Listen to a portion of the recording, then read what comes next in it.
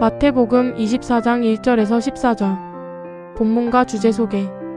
마태복음 24장은 예수님께서 감람산에서 제자들에게 마지막 때에 대해 가르치신 말씀으로 흔히 감람산 강화라고 불립니다. 제자들은 화려한 예루살렘 성전을 바라보며 그것의 영원함을 기대했지만 예수님은 성전이 무너질 것을 말씀하시며 세상의 마지막 때에 일어날 일들을 설명하십니다.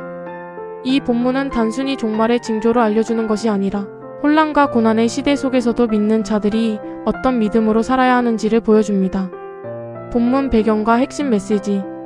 당시 예루살렘 성전은 유대인들에게 단순한 건물이 아니라 하나님의 임재와 민족의 정체성을 상징하는 장소였습니다. 그러나 예수님은 그 성전이 무너질 것이라고 선언하십니다. 실제로 이 예언은 서기 70년 로마에 의해 예루살렘이 멸망하면서 이루어졌습니다.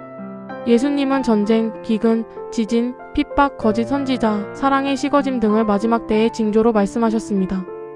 그러나 이것은 단순한 공포의 메시지가 아닙니다. 예수님은 끝까지 견디는 자는 구원을 얻으리라고 하셨고 동시에 천국 복음이 온 세상에 전파될 것이라는 놀라운 소망을 선포하셨습니다. 즉, 혼란스러운 시대 속에서도 하나님의 구원의 역사는 멈추지 않고 계속된다는 것이 이 본문의 핵심 메시지입니다. 본문 묵상. 1. 눈에 보이는 것의 한계를 깨닫게 하시는 하나님. 제자들은 성전의 웅장함에 감탄했지만 예수님은 그것이 무너질 것이라고 말씀하셨습니다. 사람은 눈에 보이는 것을 의지하려 합니다. 안정된 환경, 제도, 건물, 권력, 물질 등을 붙잡고 그것이 영원할 것처럼 생각합니다. 그러나 하나님은 때때로 우리가 의지하던 것들이 무너지는 경험을 허락하십니다. 그것은 우리를 절망시키기 위함이 아니라 진짜 의지할 분이 하나님이심을 깨닫게 하기 위함입니다. 신앙은 눈에 보이는 구조가 아니라 하나님을 향한 믿음 위에 세워져야 합니다. 2. 마지막 때의 특징은 두려움보다 믿음의 시험이다. 예수님은 전쟁, 기근, 지진, 핍박, 거짓 선지자 등 여러 사건을 말씀하셨습니다. 이런 일들은 실제로 역사 속에서 계속 반복되어 왔습니다. 하지만 예수님은 이것을 재난의 시작이라고 표현하셨습니다. 즉, 이런 사건들은 단순한 재앙이 아니라 믿음을 시험하는 과정입니다.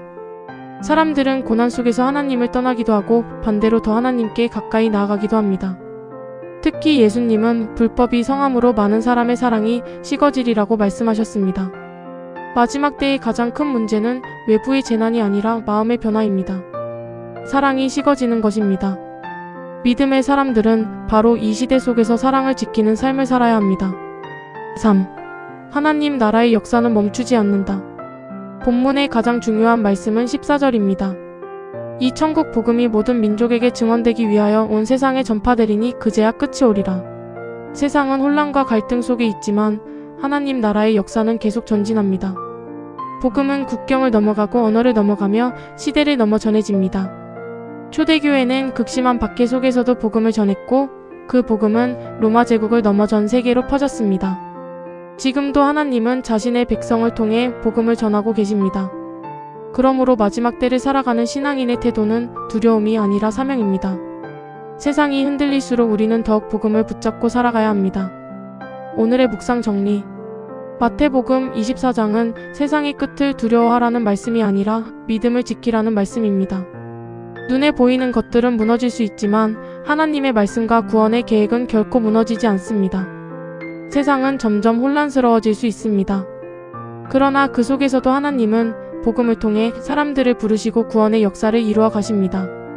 우리가 해야 할 일은 세상의 징조에 두려워하는 것이 아니라 끝까지 믿음을 지키며 복음의 증인으로 살아가는 것입니다. 오늘의 결단. 세상의 불안과 혼란 속에서도 흔들리지 않고 믿음을 지키며 내가 있는 자리에서 복음을 전하는 삶을 살겠습니다. 묵상 질문. 1. 나는 무엇을 의지하며 살아가고 있는가? 하나님보다 더 의지하는 것이 있는가? 2. 어려운 시대 속에서 나의 믿음과 사랑은 더욱 깊어지고 있는가? 아니면 식어지고 있는가? 3. 하나님이 나에게 맡기신 복음의 사명은 어디에서 어떻게 이루어질 수 있을까? 구독과 좋아요를 눌러주시면 더 많은 분들과 이 묵상을 공유할 수 있습니다. 감사합니다.